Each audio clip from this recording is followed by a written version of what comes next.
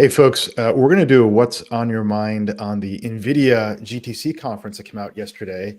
I'm going to do this solo. My partner Justin's out on holiday this week, but we're going to focus on select clips that are posted here on the Lumida Wealth page. By the way, in Lumida Wealth, we're focusing on taking the best highlights and clips of what we think is pretty meaningful content, slicing it and putting it on here. So it's worth a follow. So what I'm going to do is just play the clip and then give my quick commentary and take on it. And then towards the end, I'll just share some broader thoughts on AI, semiconductors, disillusionment hypothesis versus what's real, the timing of AGI, and some sub-sector themes within semiconductors I think are going to be pretty interesting that people are not talking about. All right, so with that, let's start with the first clip. 5 things. First, a new industrial revolution. Every data center should be accelerated. $1 trillion worth of installed data centers will become modernized over the next several years. Second, the computer of this revolution, the computer of this generation, generative AI, trillion parameters, Blackwell. Third, new computer creates new types of software. New type of software should be distributed in a new way so that it can be an endpoint in the cloud and easy to use, but still allow you to take it with you because it is your intelligence. Your intelligence should be packaged up in a way that allows you to take it with you. We call them NIMS. These NIMS are going to help you create a new type of application for the future. Not one that you wrote completely from scratch, but you're going to integrate them like teams between NIMS, the AI technology, the tools, NEMO, and the infrastructure DGX cloud in our AI Foundry to help you create proprietary applications, proprietary chatbots. And then lastly, everything that moves in the future will be robotic. You're not going to be the only one. And these robotic systems, whether they are humanoid, AMRs, self-driving cars, forklifts, manipulating arms, they will all need one thing. They need a platform, a digital twin platform, and we call that Omniverse, the operating system of the robotics world. 5 things. First, a new industrial revolution. All right, so he dropped quite a bit there. He gets into some of these topics later, so I'm not going to focus on all of them here. But I did want to get the main point across is that the basic thesis he's saying is, look, we've got all these legacy data centers that are built on CPUs, which do linear sequential processing, and now the world needs GPUs that can do parallel processing to power AI, and there's a big rebuild. That's point one. This plays right into the semiconductor capex receiver thesis we have. And our basic point is that the best customers in the world that you could ever have as a company, those are governments because they've got big budgets, they can borrow, they can spend. Big tech, those are the folks like Google, Microsoft, Meta, and others. And then 3, well-funded startups, including a long tail of other startups. Those are the customers of NVIDIA. It's high customer quality, number one. Number 2, it's a top priority for them. It's the stakes are so high, they kind of have to spend. And the gain to being the market leader is so high that in general, they're price insensitive. They'll complain about the price, but they will buy. So that's the main message, I think, coming out of this video. The other one that stuck out for me was that he's saying, look, the compute needs to go with you. Now, what he's doing there is he's making a dig against these so-called hyperscalers or cloud AI companies, such as like Microsoft, right? Microsoft, their vision of AI is that it's on premises, it's secure on a Microsoft cloud. NVIDIA is saying, no, it's local, it's portable, it goes with you, or it's on-prem. I believe most of the sovereigns are going to want on-prem because they're not going to trust a US-based company that's subject to US law. So that's a key distinction to play here because NVIDIA's customers are in a way like their competitors, right? Microsoft is building its own GPUs, so is Google, but they need NVIDIA now. And, these are 2 different combating visions of the world. So if you can figure out which world will evolve, that can hopefully position you better. So let's go check out the next video now. Transistors, this is the first time 2 dies have abutted like this together in such a way that the two dies think it's one chip. There's 10 terabytes of data between it, 10 terabytes per second. And so this is a fully functioning board, and I'll just be careful here. This right here is, I don't know, $10 billion. The second one's 5. It gets cheaper after that. Any customers in the audience, it's okay. What's amazing is this computer is the first of its kind where this much computation, first of all, fits into this small of a place. Second, it's memory coherent. They feel like they're just one big happy family working on one application together. And so everything is coherent within it. Oh, this is the most advanced GPU in the world in production today. This is Hopper. This is Hopper. Hopper changed the world. This is Blackwell. It's okay, Hopper. You're very good. Good boy. 208 billion transistors. This is the first time two dies have abutted like this together in such a way that the two dies think it's one chip. There's 10 terabytes of data between it, 10 terabytes per second. And so this is a fully functioning board. And I'll just be careful here. This right here is, I don't know. So look, I think the main highlights there are, one, just his presentation style and storytelling. It does remind you of Steve Jobs. He's very intentional, of course. He's got a whole comms team around him. He's wearing the same, black leather jacket each and every time. He's got a nice humor about him. And so we're going to hear a lot more about, Jensen. The best CEOs are great storytellers. He's done a good job of taking this complex, abstract technology and making it concrete and real by literally showing you the technology in hand. Not an easy thing to do, and you can't, demo hardware. So let's go to the next clip here. Now, this is really interesting about Moore's law. 5x the token generation, 5x the inference capability of Hopper seems like enough. But why stop there? The answer is it's not enough. And so we decided to scale it. Over the course of the last 8 years, we've increased computation by 1,000 times. Remember, back in the good old days of Moore's law, it was 2x. All right, that's wild. This is one of the reasons why I moved up my timetable for AGI. We'll come back to AGI at the end. Let me repeat that. He's saying there's a 1,000x increase in AI compute in the last 8 years. This is much faster than Moore's law. They're moving at a pace of doubling AI compute in 6 months. Well, 10x every 5 years, 100 times every 10 years. In the last 8 years, we've gone 1,000 times. We have 2 more years to go. The future is generative, which is the reason why this is a brand new industry. So there's another data still not point fast he enough, so we shared built another chip. that the first GPU delivery to OpenAI had 0.16 petaflops capability. Now they're going to be delivering exaflops. An exaflop is 1,000 petaflops. There's a handful of exaflop supercomputers globally. They're going to start manufacturing that at scale. So just to show you the pace of the hardware velocity and innovation, pretty dramatic. This chip is just an incredible chip. We call it the NVLink switch. It's 50 billion transistors. It's almost the size of Hopper all by itself. This switch chip has 4 NVLinks in it, each 1.8 terabytes per second, and has computation in it, as I mentioned. What is this chip for? If we were to build such a chip, we can have every single GPU talk to every other GPU at full speed at the same time. That's insane. It doesn't even make sense. But if you could do that, if you can find a way to do that and build a system to do that's cost effective, how incredible would it be that we could have all these GPUs connect over a coherent link so that they effectively are one giant GPU. And as a result, you can build a system that looks like this. Now, this system is insane. This is 1 DGX. The first one I delivered to OpenAI was 0.17. You can round it up to 0.2, won't make any difference. And this is now 720 petaflops, almost an exaflop for training, and the world's first 1 exaflops machine in 1 rack. Just so you know, there are only a couple, 2, 3 exaflops machines on the planet as we speak. And so this is an exaflops AI system in 1 single rack. Let's take a look at the back of it. So this is what makes it possible. That's the back, the DGX NVLink spine. 30 terabytes per second goes through the back of that chassis. That is more than the aggregate bandwidth of the internet. So we could basically send everything to everybody within a second. The rate at That's kind of wild, right? To send everything on the internet within a second, and then the technical innovation to have these GPUs communicate with each other at the speed of light and act like one coherent chip. There's perhaps no more singular technology that represents the advancement of human civilization than the GPU chip that Nvidia has created. So let's keep going. So very, very powerful, right? The exaflop. Which we're advancing computing is insane. And it's still not fast enough, so we built another chip. This chip is just an incredible chip. We call it the NVLink switch. It's 50 billion transistors. It's almost the size of Hopper all by itself. This switch chip has 4. All right, that was a misfire. Let's go to the next one here. We did that one.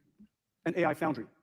We will do for you and the industry on AI what TSMC does for us building chips. So we go to TSMC with our big ideas, they manufacture it, and we take it with us. And so exactly the same thing here. AI foundry, and the 3 pillars are the NIMS, NeMo microservice, and DGX cloud. The other thing that you could teach the NIM to do is to understand your proprietary information. Remember, inside our company, the vast majority of our data is not in the cloud. It's inside our company. It's been sitting there. The enterprise IT industry is sitting on a gold mine. It's a gold mine because they have so much understanding of the way work is done. They have all these amazing tools that have been created over the years, and they're sitting on a lot of data. If they could take that gold mine and turn them into copilots, these copilots could help us do things. And so just about every IT franchise IT platform in the world that has valuable tools that people use is sitting on a gold mine for copilots, and they would like to build their own copilots and their own chatbots. And so we're announcing that NVIDIA AI Foundry is working with some of the world's great companies. SAP generates 87% of the world's global commerce. Basically, the world runs on SAP. We run on SAP. NVIDIA and SAP are building SAP Joule copilots using NVIDIA NeMo and DGX Cloud. ServiceNow, they run 85% of the world's Fortune 500 companies run their people and customer service operations on ServiceNow. And they're using NVIDIA AI Foundry to build ServiceNow Assist virtual assistants. Cohesity backs up the world's data. They're sitting on a gold mine of data, hundreds of exabytes of data, over 10,000 companies. NVIDIA AI Foundry is working with them, helping them build their Gaia generative AI agent. Snowflake is a company that stores the world's digital warehouse in the cloud and serves over 3 billion queries a day for 10,000 enterprise customers. Snowflake is working with NVIDIA AI Foundry to build copilots with NVIDIA NeMo and NIMS. NetApp, nearly half of the files in the world are stored on-prem on NetApp. NVIDIA AI Foundry is helping them build chatbots and copilots like those vector databases and retrievers with NVIDIA NeMo and NIM. And we have a great partnership with Dell. Everybody who is building these chatbots and generative AI, when you're ready to run it, you're going to need an AI factory. So yeah, there's a lot there also. You notice that, again, he mentioned NetApp, number one, number two, or the on-prem deployment. Number two, he's talking about copilots that would be verticalized and delivered by different software companies from, Snowflake to SAP to NetApp. And that's the vision of the world, again, that they're advancing. He plugs Dell quite a few times. We only got a bit in there. That was actually how we found Dell as an investment thesis, because in the earnings transcript, he kept talking about Dell and VMware and a few companies. And we said, all right, Dell's a distribution partner. They'll do well here. So let's move on to the next one. By the way, what's a NIM? So NIMs are worth spending a moment on. So a NIM is an NVIDIA inference microservice. These are packages that are pre-trained AI models, and they're optimized for inference against NVIDIA hardware, so they can run faster. It's like, imagine in Python, you've got these libraries like scikit that you use for machine learning. So that's what, by analogy, what NVIDIA has built up through their CUDA library. They've got these kernels that can access hardware that's optimized to execute those functions. That's part of what creates the moat around NVIDIA.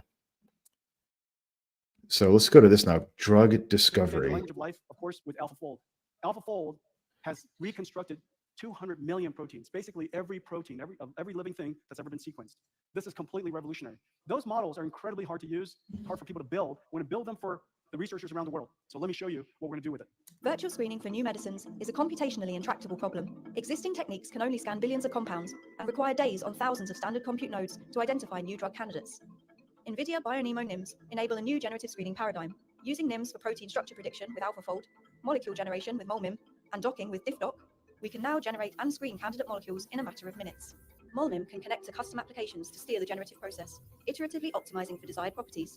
These applications can be defined with BioNemo microservices or built from scratch. Here, a physics-based simulation optimizes for a molecule's ability to bind to a target protein, while optimizing for other favorable molecular properties in parallel. MolMIM generates high-quality drug-like molecules that bind to the target and are synthesizable, translating to a higher probability of developing successful medicines faster.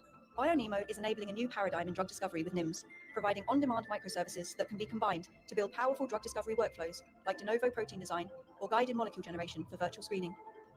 The ability to understand the language of life. So look, there's never been a better time to be alive. This is one of the reasons why I'm excited about biotech. It'll take still years for the innovation to come out of this to hit the market because the FDA clinical trial process, but the story will get ahead of that. And we're going to see some real innovation in biotech. For NVIDIA accelerated computing, Wistron, one of our leading manufacturing partners, is building digital twins of NVIDIA DGX and HGX factories using custom software developed with Omniverse SDKs and APIs. For their newest factory, Wistron started with the digital twin to virtually integrate their multi-CAD and process simulation data into a unified view. Testing and optimizing layouts in this physically accurate digital environment increased worker efficiency by 51%. During construction, the Omniverse digital twin was used to verify that the physical build matched the digital plans. Identifying any discrepancies early has helped avoid costly change orders. And the results have been impressive. Using a digital twin helped bring Wistron's factory online in half the time, just 2.5 months instead of 5. In operation, the Omniverse digital twin helps Wistron rapidly test new layouts to accommodate new processes or improve operations in the existing space, and monitor real-time operations using live IoT data from every machine on the production line. which ultimately enabled Wistron to reduce end-to-end cycle times by 50% and defect rates by 40%. With NVIDIA AI and Omniverse, NVIDIA's global ecosystem of partners are building a new era of accelerated AI-enabled digitalization. That's the way it's going to be in the future. We're going to manufacture everything digitally first, and then we'll manufacture it physically. So that's pretty wild, right? First off, there's a use case for enterprise Apple Vision Pro. They have this concept of these digital twins, which he brings up later in the context of weather. So they're building these data centers. They're using AI to help build the data center. And so you can visually inspect it in a virtual world. And then when you're building the physical data center, you can use AI to look at the deltas between those two and course correct. And that allows an acceleration of the data center build out. It's pretty wild how they're using AI to accelerate data center. They're eating their own cooking. I've no doubt they're using AI to help design the next iteration of these AI chips as well. Quadrillion. A quadrillion is like a peta. After the transformer was invented, we were able to scale large language models at incredible rates, effectively doubling every 6 months. If you double the size of the model, you double the size of your brain, you need twice as much information to go fill it. And every time you double your parameter count, you also have to appropriately increase your training token count.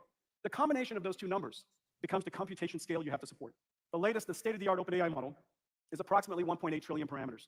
1.8 trillion parameters required several trillion tokens to go train. A few trillion parameters, a few trillion tokens, when you multiply the two of them together, 30, 40, 50 billion, quadrillion floating point operations per second. Now we just have to do some CO math right now, just hang with me. So you have 30 billion quadrillion. A quadrillion is like a peta. And so if you had a petaflop GPU, you would need 30 billion seconds to go compute, to go train that model. 30 billion seconds is approximately 1,000 years. So what we need are bigger GPUs. We need much bigger GPUs. So this is a really crucial point he's raising. One, he's saying, look, we have larger models that are coming online that are going to be trillion parameter. Let me define what a parameter is for you. Again, I'll use an analogy. So if you build like a linear regression model and you do a regression on a couple independent variables, let's say you're predicting the weather and your input variables are things like humidity and the cloud cover and a few other variables. Those are parameters. That's a small model. So these models have trillion plus parameters, and that means you need more data. And there's not enough data now that is AI trainable ready to fit those models. This is very similar to the hardware software game that existed in Wintel, right? So back in the day, it was always this challenge where Intel would crank out better CPUs and better technology, and then Windows would find ways to utilize that, and those two would move in balance. So I would say NVIDIA is actually ahead of the market on hardware in the pursuit of AGI. We actually need more software breakthroughs and training data to keep up with this. Now, who's got the most training data? Google. They have YouTube. They have Gmail. And they have other data through platforms like Android. And they scan the World Wide Web. That's one of the reasons why I'm bullish on Google. And these LLMs are cash guzzlers. They take a lot of time to train, a lot of money to invest in this infrastructure, and they can afford to do that. Computing model, we invented a brand new type of computer. We called it DGX-1. 8 GPUs connected together for the very first time.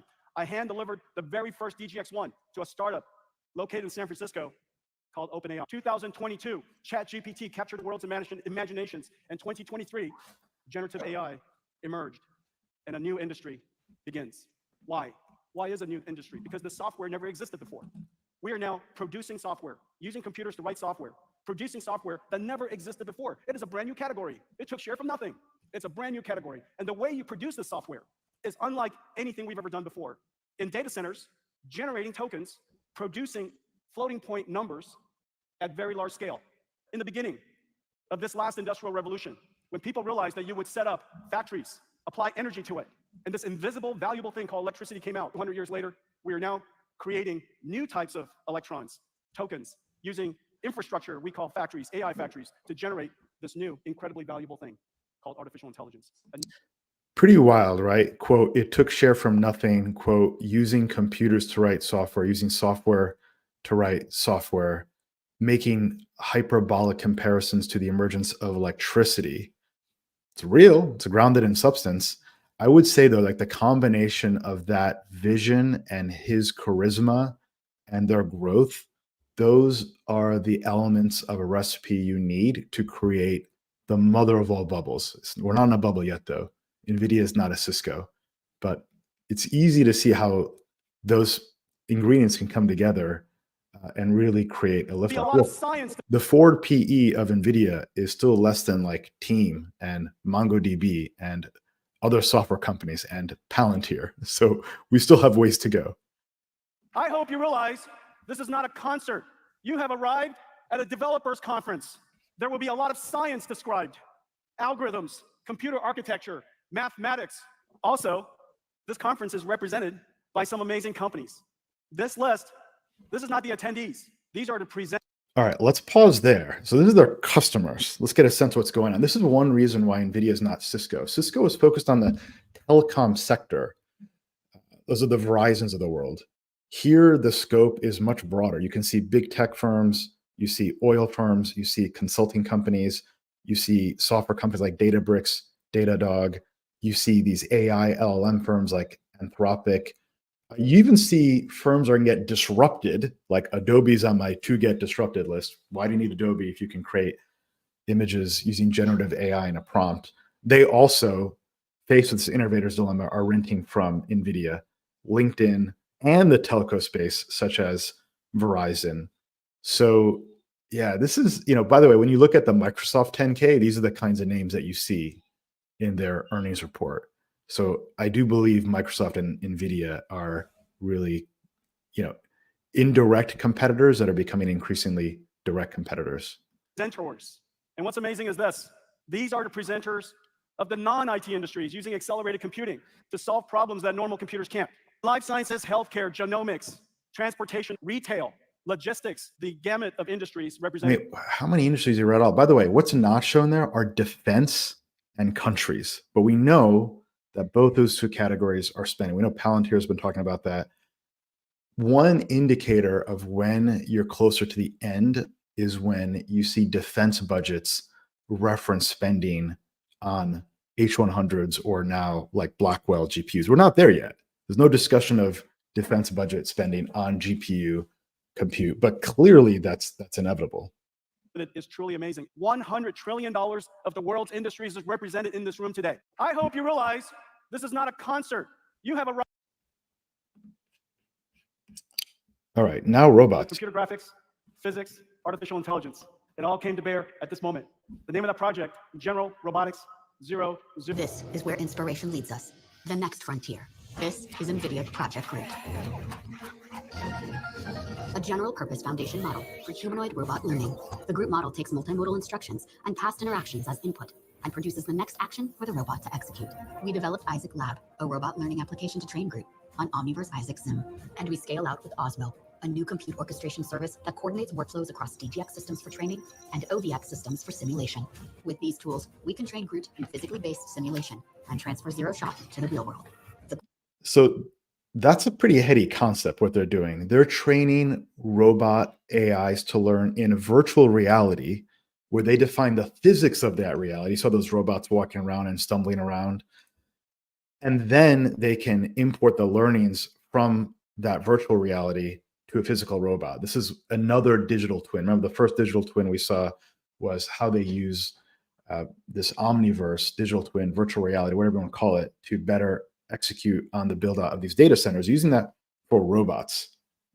Groot model will enable a robot to learn from a handful of human demonstrations, so it can help with everyday tasks and emulate human movement just by observing us. This is made possible with NVIDIA's technologies that can understand humans from videos, train models in simulation, and ultimately deploy them directly to physical robots. All this incredible intelligence is powered by the new Jetson Thor robotics chips, designed for Groot, built for the future. With Isaac Lab, Osmo, and Groot, we're providing the building blocks for the next generation. So what I don't know is the commercial model here. Like, are they providing a picks and shovels infrastructure layer to enable the next Boston Dynamics and the Teslas to build off of that? That's what it seems to be the case, but it's not entirely clear. I hope that's what it is, versus them just telling a use case about how to use the AI. I believe it's the former. I'd want to learn more. But you got to imagine, like, if you're a Tesla trying to build these robots and you see this video, you're like, what the hell just happened? You're going to get how many more competitors be able to rent these tools off the shelf? Remember, like when ChatGPT was launched, people were talking about investing at $86 billion valuation. Now it's starting to become clear that the LLM foundation model business is not a great business model. It's high fixed cost, and you got increased competition. It's hard to create a moat. And that might prove to be true for robotics. So I would bet that Nvidia beats Tesla on capturing value from that. Nvidia is not going to deliver the end robot. Remember, Nvidia is just a chip designer. They don't even manufacture the chip. They design the chip, and then they contract with Taiwan Semiconductor to go build out these chips and another supply chain. So here's some other thoughts on this. So on the timing of AI, my take is that the hardware is not only on pace, but coming in faster than we all think. I mean, again, we're beating Moore's law. 6 months, we double AI compute, number one. Number two, you can train on parameters, over 1 trillion parameters, and we don't have the data sets for that training today. So the hardware is ahead of the software. What you want is to approach this in 2 ways. You need engineering, and then you need research. What does engineering mean? Engineering means throwing more hardware at the problem. That's what's happening here. Throwing Blackwell exaflops at the problem. That's one. But also means throwing more data. For example, the Library of Congress. That'd be 2. Just more content. It'd be YouTube videos, the World Wide Web, the documented human knowledge, not just written, but also multimodal human knowledge as well. That's 2. What else? 3, you need broader context windows. So GPT-5 is going to roll out in the summer, I think July, plus or minus a month. Here it's twice as fast as GPT-4. But those are the levers on the engineering side that we can deploy today. But I do think that on the software side, we still need a few more breakthroughs, right? The transformer, which you referred to, is a seminal paper published by these Google researchers, I think in 2015, that opened the door. And now the basic approach is, hey, let's train on broader data sets, and let's use this technology called RAGs to correct for hallucinations and have these daughter AIs that are specialized for certain tasks. So it's a lot of engineering around that. It's like, how do you use duct tape and how do you arrange AI operations to improve the quality output? I think what you need is a research breakthrough. And there are researchers working on this. It could take a few years, but the hardware will be there. If you get some of those research breakthroughs, think here like PageRank. Remember in the search engine wars, Google was the 18th search engine to come online, and they destroyed all of their competition because they had the insight of PageRank, which was saying that you can build trust to certain links based on their backlinks, who's referring to them. You can build maps of who's referring to who. So I think we do need something like that. One of the interesting areas in semiconductors to take a close look at is hardware-based memory. So one of the drivers of latency is the distance between the compute and the memory. And so what Jensen showed there with the Blackwell configuration is they're putting multiple die, these GPU compute centers next to each other, and they're using photonics. What that means is they're actually exchanging information with the speed of light with one another, as opposed to using traditional techniques. So, but hardware-based memory is going to be crucial. Putting the memory in direct proximity, adjacency to the compute, is going to be I think, a big winner here. And there are a couple of companies that produce hardware-based memory. So there's a sub-theme within this category that you might want to explore and research. If you have any good ideas, let me know. I have a few I'm looking more into as well. So yeah, hopefully you enjoy that. Pretty exciting. Look, the forward P of Nvidia is in the mid 30s. Let me take a look at Nvidia stock right now. I'll give you a quick perspective there. Let's share a screen.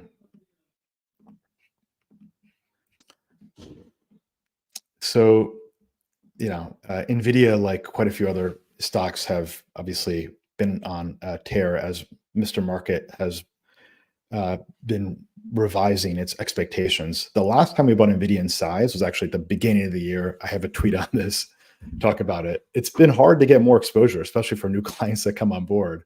What we're doing now is we wait for these tactical moments to get some exposure. Generally, the market has been selling off on CPI prints and FOMC meeting days. You can see that here, nice little chart.